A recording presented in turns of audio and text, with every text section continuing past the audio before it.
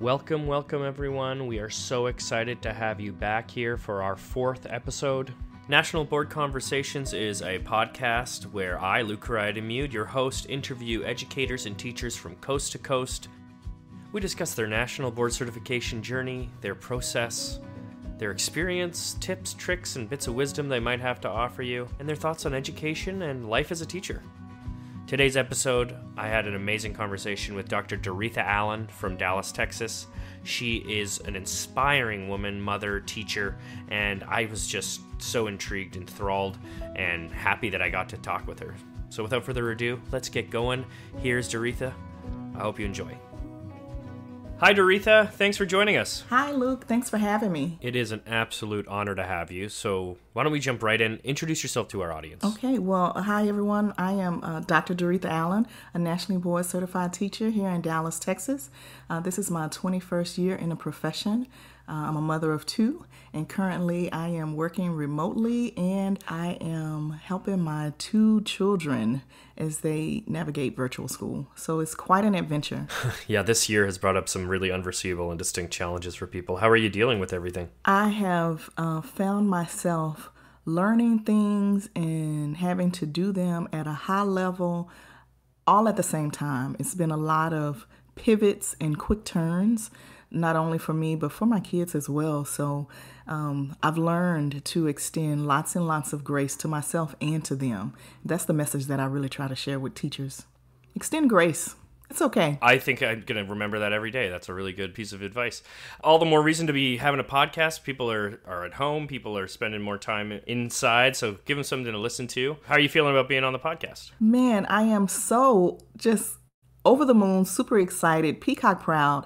I came to National Board learning about it on my way to work, on the drive in, listening to NPR. And it was on a podcast where I learned about this National Board certification process where teachers spend hundreds and hundreds of hours analyzing their practice so they can be the best teacher for their kids. So here I am, many years later, doing a podcast about National Board. And so it's really full circle for me, really full circle. Wow, this is kind of a serendipitous moment then, I guess, maybe a little surreal too. Why don't we take a step back and you can tell me about how you became a teacher. Tell me about the history behind that. Sure. Well, first, I think I'm one of few educators who actually went to college to be an educator. So my undergrad is in elementary ed, I minored in English, and I spent lots and lots of time in classrooms as part of my undergrad program. And then I actually moved back home to Dallas after graduate school and started working in the neighborhood I grew up in. So that was fun because I instantly had street credit, because I had the kids of my classmates and the people I grew up with. So I've been doing it 21 years and I'm still teaching every day, even though my profession has taken me out of the classroom into instructional coaching roles in central office and now in the Office of Transformation and Innovation. I'm still teaching principals, teachers, and then students whenever I get a chance, because it all impacts kids. So I'm very much connected to my teacher role. And you were teaching in a community that you knew well. Do you think that was a benefit for you? Do you think that had something to do with the development of your teaching style and your identity as an educator? Yeah, I think so. Being from the neighborhood, I was in an area that is kind of resource deprived, low socioeconomic status, and there were just not a lot of resources. But I always had human capital that I tapped into back then. And in those early days of teaching, I don't know if I really considered it as human capital. I think National Board really helped me name the things that were around me that I was doing. So if there were events coming up and we didn't have resources to take kids on a field trip, but I knew a parent that had a skill set, let's say a parent that was a barber or a parent that was a beautician or a parent that was a plumber, I would ask them to come up to the class and share their expertise. So in that way, it's bringing the real world into our classroom. And I always had parents who were willing to share their expertise. They may not have had the money or resources, but what they had was their time and their talent, and they readily shared it. And was kind of surprised that they were very honored because they never been asked to share that before. So in that way, I built those relationships. So you went there, you were teaching in your old neighborhood, and at what point did you decide you'd already done your master's, you said? When did you decide to start this national board journey? Well, it was after I completed a second master's, after I had been teacher of the year, after I had been the English language arts teacher of the year. So when I was on my way to work and I heard this story about the gold standard of teaching, the top 2% of teachers, I really kind of was like, wait a minute. I don't know about this, but I'm definitely trying to get that gold star, that badge of honor. I want to be the top of my profession. So it was then I did a little research. I saw all the work that it took, and you had to analyze your practice and you had to record yourself and all of these things. And I was not scared of work, Luke. I am not scared of work, and I wanted to be the best. I wanted to be the best. It was shortly thereafter that an email came out from my district that they were starting a national board cohort and apply. And so I immediately jumped on that opportunity. Wow, yeah, you definitely aren't shy of hard work. 2 masters and a PhD and national board certified. Any other huge feats in your career that we should know about? You know, the largest of them all is really the one I'm currently doing, which is mothering, working, and trying to maintain my sanity during the pandemic, and trying to be a good wife. I failed to mention my husband. He is the supporting character in all of these tales, often the unsung hero. So shout out to my husband of 18 years, Sheldon. Wow, Sheldon, lucky guy. Listen to that. That's very touching. You've done all of these certifications and degrees. How does this national board stack up to like the master's or the PhD journey? Man, let me tell you, Luke, nothing impacted my profession like national board certification. Not one professional development. And let me tell you why.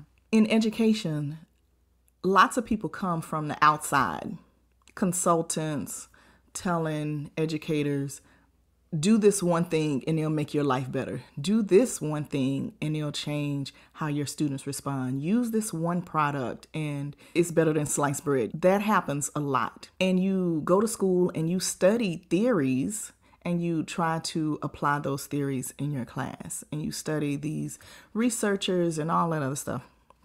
And all that's fine, right? Lots of people get master's degrees and doctorates, and I don't want to discourage people from doing that because that has its place.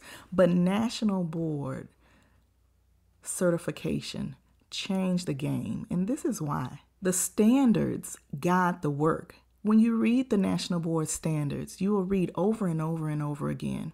Accomplished teachers know. Accomplished teachers do. Accomplished teachers recognize. Accomplished teacher incorporate. It's all about the accomplished teaching practice. And then you apply those standards to your teaching practice. So it's this real live action research. This is a big shift in teacher practice. Before national board, when my students had a great day and everything went off perfectly, I would say, man, I did it today. And I would pat myself on the back. When they had an off day, and everything just kind of went off the rails, and teachers listening, you know what I'm talking about when you have those lessons and it kind of goes off the rails. I would say, man, I don't know what's wrong with my kids today. Now, after national board, when there was a good day, it was because I planned for every single part of it. And when it was a bad day, it's because I planned for every single part of it. Their success and failure was all on me. I had to own it, good, bad, and ugly. And that is the shift that I walked away with from national board. Every instructional decision is connected and must be articulated. That's what accomplished teachers do. And everything is based on knowing your students, every instructional decision. And students are different. They are not a monolith. So you have to drill down and really know them. And I'm not talking about know them in an academic sense. You do have to know them in an academic sense, but that's just one way of knowing them. They are not flat, two-dimensional numbers on a page, but they are three-dimensional, multifaceted, with varied interests and hobbies and curiosities that we have to tap into as teachers. Only National Board has taught me that. National Board taught me that every instructional decision, I have to be able to articulate it and make the connections. Everything is intentional. For example, I taught reading. So I lived at the small group table, pulling groups of kids, working on reading. And in reading, there are different levels of reading, and there are books for those levels. So you get a kid a book right above where they can do it, and that's their instructional level, and you help them through that to build their fluency and comprehension. Well, National Board taught me, if this group of boys don't like reading, but I know they play football because I know my students, which is a big core prop in National Board, know your students, then let me find a text that will engage them, and then I can hook them in. So everything is connected. Nothing is by chance. And National Board taught me that through practice. During the journey to getting certified, did you have a cohort, or were you part of did you feel like you had a community to fall on? Or Yeah, so I'm just so grateful for the insight of the leadership at that time in the district that really put support behind National Board, and we had a cohort. And so we met once a month in the evenings. The professional development department, they led us through, and they talked to us and taught us about the 5 core props, the double helix, which is the architecture of accomplished teaching, the standards, the 3 different kinds of writing for National Board, descriptive, analytical, reflective. They taught us those things, and in between, we had to put our hand to the plow and do the work. We had to read, we had to study, we had to record, we had to plan, we had to gather student work samples. But when we came back together, we were able to talk about our struggles. I didn't understand this part of directions. What did y'all get that? It was just this, it was like family. I cannot underscore enough the moral support, the content support that cohorts offer. It's an affinity group within itself because they're in the same struggle as you are. At my campus, no one really got it. They questioned while I was doing all this extra work. But the people who were in that group with me, they understood. And we didn't have to talk about it because they were at the table. Just having that shared experience is so valuable. It's so valuable, Luke. So you not only got a lot out of being a part of a cohort, but now you facilitate cohorts. Can you tell me why you feel it's so important to keep this going and support teachers like this in this manner? Yeah, it is, because I think about when I look back over my educational, professional career, I think of all the people who have helped me. Even as a child coming up in education, many doors were open to me for greater opportunities because of teachers who saw something in me. This is my way of paying it forward, because I know if a teacher is better, and I help them become better, it not only impacts the students that they have right now, but it impacts every class of students that teacher has for the rest of their career. So we're talking about hundreds and thousands of kids being better because of something that I'm able to do with a group of 30 today. Are you aware of any misconceptions that you've heard from people that are starting out on the certification journey? I think that the biggest challenge or misconception when people come to the process is that they think it is a certification like a state certification, where you take some classes and you pass a test and then that's it.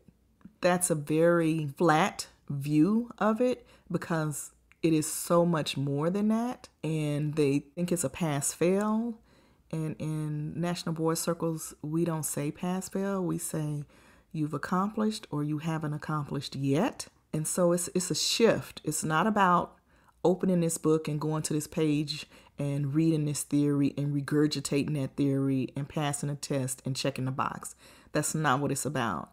It is about taking a deep, deep dive into the standards, into the architecture of accomplished teaching, the 5 core props, and holding your professional teaching practice up against that and making instructional decisions based upon it. Right. And for you personally, did you accomplish all of the modules your first try? Or Yeah, no, I did not. As a matter of fact, I missed it the first go round, and talk about defeated. I was defeated. I was looking around and I was thinking to myself, man, these people don't know who I am. I had a bit of pride, and I needed to humble myself to the process. It's then in that second year when I came back and redid an entry that it really clicked for me.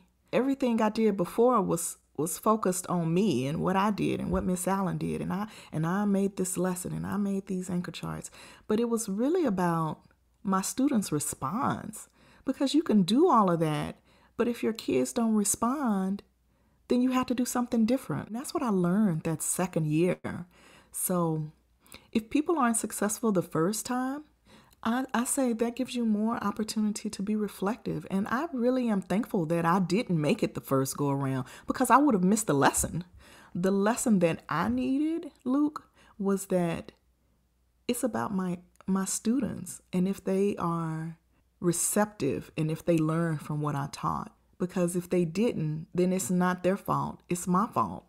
And that I have to do something different. Instructionally, I need to do something different. That has been the game changer for me as a teacher. So that's an important lesson for the listeners, is like even someone with 2 master's degrees has to be reflective and has to sometimes take these things a second time around to make sure it's successful, right? So right. Yeah. Right, because it doesn't matter if we taught it and how we taught it. It only matters if the kids got it. That's what matters. Did they get it? And how do you know? And if they got it, good. What's next? And if they didn't get it, okay, not good. What's next? What do you do to make sure they get it? So if people don't hear anything else that we've said, please hear that. National Board makes you teach in a way so your kids get it. And if they don't, then you know as a teacher, you need to do something different. The kids don't need to change. We have to change. That's a great piece of wisdom to maybe sign off on. I think that is a great little end to it. Maybe the last thing I will ask you is, if I was about to embark on this journey, if I was a prospect and I was thinking about getting my certification, what kind of advice would you give me? Ooh, yeah, I would give one. Know that it's a huge commitment of time, and you need to schedule time for it. Every day, every week, build that time. I would also say talk to those around you and let them know what you're doing. I would talk to your spouse. I would talk to the kids. I would talk to the coworkers. I would especially talk to my principal and say, I'm embarking on this journey. I need your support, because everything that they ask kind of takes your energy and time. And the more you can focus on just doing your certification process, the better. And then it helps. Once a teacher has become an NBCT, it just spreads like wildfire throughout the building. And I think I would share the pros of it with my principal. This is why this is a good thing. This is why you should support me. Think of all the things I'm doing now. Imagine the notoriety we can have at our school. Imagine how many other teachers will follow my path. So I would definitely say, alert the team, because you need the support of those closest to you. And what words of wisdom do you have for candidates on their journey right now? So I would encourage them to go for it. And find help. There are lots of people who will help. As a matter of fact, I'm on the Texas National Board Coalition for Teaching, and we are connecting people who are going through the process by themselves. with National Board Certified Teachers to be their mentor. And in the pandemic, everything is virtual. So they're a Zoom away from support. So sign up today. that was a good promo there. Well, I couldn't think of a better thought to go out on. That was a really inspiring conversation. I was so happy to speak with Dr. Doretha Allen, and I thank you all for listening. Our next episode is coming hot on the trail of this episode, but in the meantime, if you want to learn more about the National Board for Professional Teaching Standards, check out the website at www.nbpts.org.